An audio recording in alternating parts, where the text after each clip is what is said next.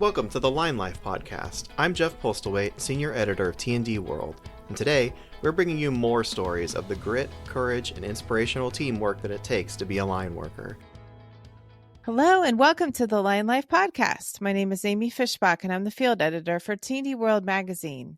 Today we're featuring guest Chad Dubea, former CEO of T&D Solutions, executive producer of the movie Life on the Line, and the founder of the Fallen Lineman Organization. Chad, thanks for joining us today for the Line Life podcast. Hey, Amy, thanks a lot. Very grateful and honored to be here. Wonderful. And to begin, I'd love to hear your earliest memories of your father working in the utility industry, and what was it about his job that inspired you to work in the line trade as well? Sure. So my dad, I guess, had a different upbringing in the power line industry. My dad was actually an engineer for Gulf States Utilities, way back before I can remember. And then eventually he was approached by Johnny Simpson, who was the owner of Red Simpson at the time, to come work on the contractor side. And so he was in the management, the western side of Red Simpson, and was an integral part of kind of building that company up. And so I do remember early on, he would take me with him in the summers and out visiting the crews. And I remember him being up in the buckets and working with his guys and all that. So really his early on really upbringing with his work ethic really was an inspiration to me and through my career in the industry. Oh, that's wonderful. It sounds like he had a big impact on you. That's great. And now can you share with our Line Life podcast listeners about your career in the line trade? How many years did you work as a line worker and where did you work? All right, so with my dad being in management, he'd throw me on the crews in the summer. So when I was in high school and everything, he'd put me out working with local crews, or even sometimes he'd send me away from town we were living in and send me down South Texas or to Louisiana and things to work with crews in the summer. So been with that for quite a long time, and I really feel like that was a blessing. At the time I didn't think so. I was like, man, it's summertime, I'm in high school, I should be out running with my friends. Right.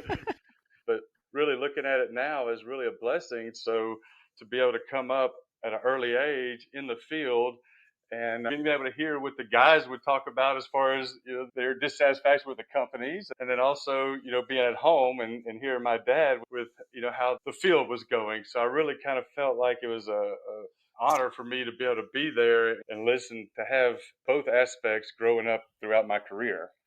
I was very fortunate to have worked in our area, in the Southeast Texas, Louisiana, Southern Louisiana area with some of the greatest people in our area. You think about the Drawdy brothers with Tim and Clifton and Ephraim Drawdy.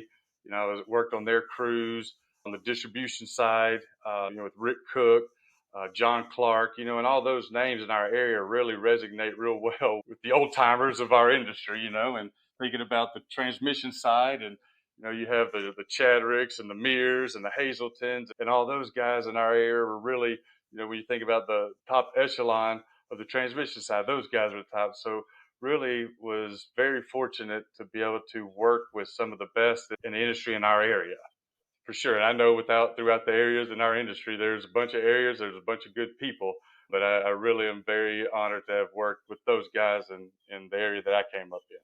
That's great. And then describe how you went from working in the line trade to starting your own company. I know you were the CEO of T&D Solutions. Yes, ma'am. So I guess I started full-time with Red Simpson probably in the 1995, 96 area, right out of high school. Having a baby in high school, and so I had to get to work and just so started full-time with my career at that time. And so worked my way up and through the ranks, and like I said, with some of these great people. And then in 2003, I believe Red Simpson got bought out, and things kind of changed within that company. So we stayed there for a while, but in 2005, had the opportunity to start my own company. And with a couple guys that worked together at Red Simpson, we formed T&D Solutions. And in 2005, we started with 15 people. And throughout the course of that, we grew from 2005 till whenever I guess I was fired from T&D in 2012, 13. We had 1,500 people. So throughout those 5-6 years, we grew from 15 to 1,500 people. Wow, that's a lot of growth in a short amount of time. And then how are you able to scale? That seems like quite a lot of growth, starting with 15. And then you said you ended with about 1,500? Yes, ma'am. So we started with 15. We grew to about 400 people organically. And then we were approached by a private equity company that was interested in T&D at the time. And really at the time, didn't have any thoughts about selling the company or anything. But of course, we talked to them, and it just made sense for us to do that because we were able to scale our business at that time. We wouldn't have been able to scale it without a financial partner. And so with that, T&D was a platform company. And then we went out and to North Carolina, Kentucky, and found other companies that fit our model. And with the help of our financial partner, we were able to acquire those companies and then roll them into T&D. But it wasn't a immediate roll in. It was, we really took the time to let those guys want to be a part of T&D. We didn't force it down their throat. We showed them what we were doing and how we operated, and eventually it just came to where people just wanted to be a part of the whole group and the things that we were actually doing at the time. What is your advice to other line workers who are thinking of going out on their own in the business world? Well, I think everybody should give it a shot if they have the opportunity. It was really the greatest thing that really happened to me, I think, because, I was actually comfortable being on a line crew and then had the opportunity to move into management and did. And all that kind of prepared me for starting T&D. And that was really the greatest learning experience. Everybody, we could build power lines, but really the business side of building those power lines and understanding that aspect was really a highlight of my career, I guess, to be able to get in there, start a company, and be successful with it. There's companies out there that start and fail, and others that start and are successful. So, I think that I would recommend if you get the opportunity to start, but you have to know that it's work, and you got to be willing to do things that others aren't willing to do.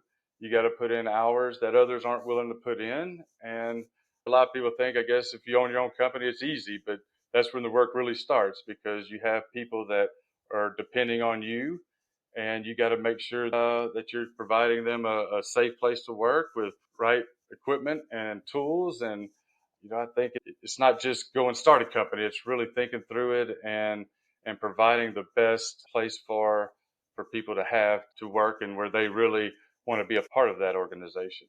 Chad, what was it like for you going from the field to being in the office and going from having the line workers as kind of your coworkers to obviously supervising and managing them? I was worried about it, I guess, at first. We started T&D. Of course, you go from a group of your peers to being over them, I guess. But I never really looked at it that way. I looked at it always, we were a team. And I feel like the guys that knew me from a young age and worked with me, they knew that I was willing to work and really cared about them and their families. So, it was really an easy transition, I guess I have to say, just because of that. I knew the guys knew me, and we didn't want to be in the conditions we were at. So we started T&D and gave people opportunity. And through that opportunity, a lot of people captured it and were better off because of it, I think. Yeah, and I think it's great that you were a line worker so you could kind of talk the talk. And I'm sure that the people who work for you really respected that you knew the work, like you knew exactly what they were doing, rather than not having that kind of background. How do you think that helped you, just having that field experience? Yes, ma'am, for sure. I think that's integral to the success of a company, I believe. I mean, yeah, you could do it without having the experience. There's a bunch of them that do, but really knowing what the guys and gals go through in the field, I feel does help a lot. And you can understand their frustrations and what they go through more so than somebody that hasn't actually worked out in the field. I kind of thinking of way back whenever sleeves were first kind of getting introduced, and we were wearing sleeves out in the field, and it wasn't a requirement just yet. But Red Simpson was pushing to go that way, so a bunch of it, just trying it out and getting the reports back. And I'll never forget walking to the office and having some of the management wearing sleeves inside their offices and doing work, and them thinking, well, that's not so bad, it's not, but it's a big difference between working in the office and then going You're out in out. the field and actually doing it. Yes, I can yes. definitely, yeah, I feel like that has helped so much, and it definitely has made me where I care about the guys in the field so much more because I can relate with them and sympathize with what they go through for sure. And Chad, are there any lessons learned, when you're first starting out your business that you'd like to share with other line workers that might be thinking about the same thing? All I could say is we had an opportunity. We started, and from the ground, when we had 15 people, we delivered trucks. We put tools on the trucks for them. We worked out with the crews. I mean, really starting a business isn't just easy. To make it successful, you have to be a part of it every day, and you got to care for your people and for your customers. And I think really if you care for your people, you care for your customers, and you have your fundamentals and your processes, everything's going to work out, and the finances will come, and you can really grow a good business just by, I like to say, because you care. And if you care, then things can just line up with hard work and caring. There's nothing that you can't do. And then how are you helping other line workers now, like Tim Greenwood, who I profiled about 10 years ago in Lifeline, which was cool. And he now is the CEO of his own company. How are you helping other line workers to start their own businesses? I really believe that if people get opportunity, they can capture it. Now, again, there's some people that will get opportunity, won't capture it, but I believe that some will. And what percentage, I have no clue on that. But a person like Tim, and actually there's another individual I'm helping, Aaron Palmer, who were both linemen that came up and had a desire to start their own companies. So these guys, I have a lot of faith in, and their hearts are in the right place. I feel like they definitely want to build good, strong, solid companies. And, I want to help that because, like I said, if I wouldn't have had the opportunity to start my own business, then I would have never done the things that we've done up till now with giving back and all those things. So I really like when guys want to give their lives to their companies and providing good quality, safe places for people to work. And I met Tim Greenwood maybe after y'all featured him in that T&D Lifeline, but he was part of the Chance video of Storm Soldiers. And so, got to meet Tim, and, at that time, it was just a real impressive, say young man, because he's younger than I am, I guess now. So I'm becoming one of the old guys in the industry maybe now. But so, yeah, I met Tim Greenwood, and he approached me about starting his company this past year, and he had a great business plan. And also another part that really excited me about Tim was he is on the union side of things. So also I've actually helped another guy, Aaron Palmer. He has a company called Amp Electric, and so partnered with him, and he's on the non-union side. So really excited about helping both of these guys get started because I've always been on the non-union side of things, and really excited about getting to be a part of the union now, someplace that I've never really been able to do. But since we have started the foundation, the Fallen Lineman Foundation, and done a couple of things within our industry, have gotten out to the union side and met a lot of union friends, and really, really excited about that union piece that we're getting into now. And I couldn't think of a better person than Tim Greenwood to really head up that company and be the CEO and take charge of it for sure. That's really cool. And then you talked about a business plan. What would a line worker need to have in a business plan, do you think, just kind of overall when they're starting their own company? Well, for sure, you need, with customers, your cost structures. You got to think through what your equipment costs will be, what your labor cost is going to be. You got to think about your training, your safety for sure. You have all these huge costs that are imperative to run a successful business. And so, what customers you could target, or you could target the IOUs, municipalities, co-ops.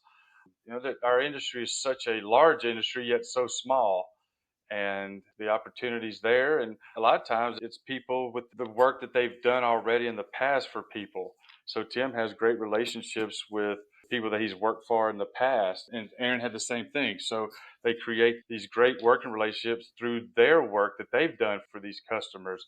And then those customers are willing to, because they know the character of the individual, they know how the person works and things. So they're willing to help them get started because the customers know that these guys will provide a good quality product to them. And that was a lot of how we were able to start with T&D, with our relationships with the existing customers that we had. Wonderful. And then you've said that you can change the mindset of the power line industry to one where companies and their teams work in harmony for a safer, more rewarding industry for all because we care. Can you talk about how you're helping to bridge the gap between union and non-union line workers? You had mentioned that you're working with 2 line workers that come from different affiliations, which I think is wonderful. Yes, ma'am. So yeah, and really, really excited to start basically from the ground on growing both of these companies. And so what I mean there is, and we all can change the mindset of this power line industry to one where companies and their teams, and this was before I kind of got involved with the unions, but so I'd have to add in here, companies, their teams, and their unions would work together in harmony.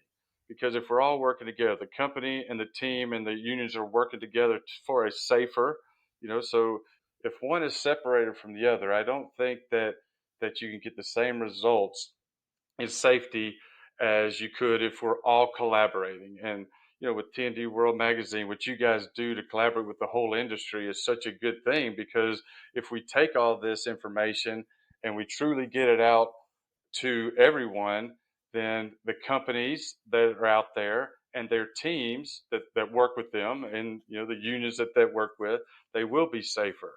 And so, and then where I go with more rewarding for all is, there's with T&D, we gave a lot back to our people.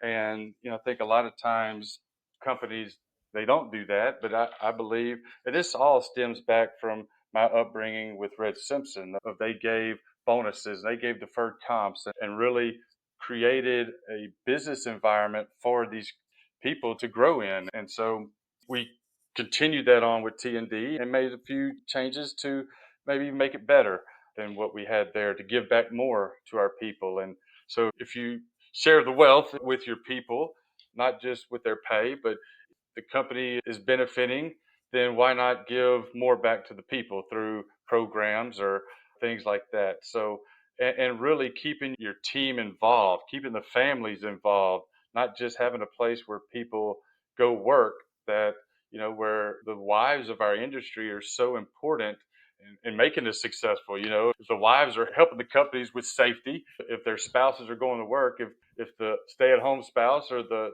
non-line worker spouse is at home or not in the industry, if they can help us by just telling them they love them, or hope to see you this evening, and getting families involved with that is truly where, as an industry, I think we can continue to see better safety programs and just a better safety culture within our industry. And it just takes getting everybody involved. Yeah, that's a really good point. Thanks for being on. Enjoyed having you as a guest. Yes, ma'am. This episode of the Line Life podcast was written, recorded, and edited by Amy Fishbach. It was produced by Jeff Postlewaite. That's me. To listen to past episodes, visit www.tdworld.com/podcasts or find us at Podbean. You could also drop us a voice memo or message at linelifepodcast@gmail.com with your comments on this episode. We'd love to hear from you. Please follow this show on Podbean or your favorite podcasting app to be updated when new episodes are released. Thank you for listening.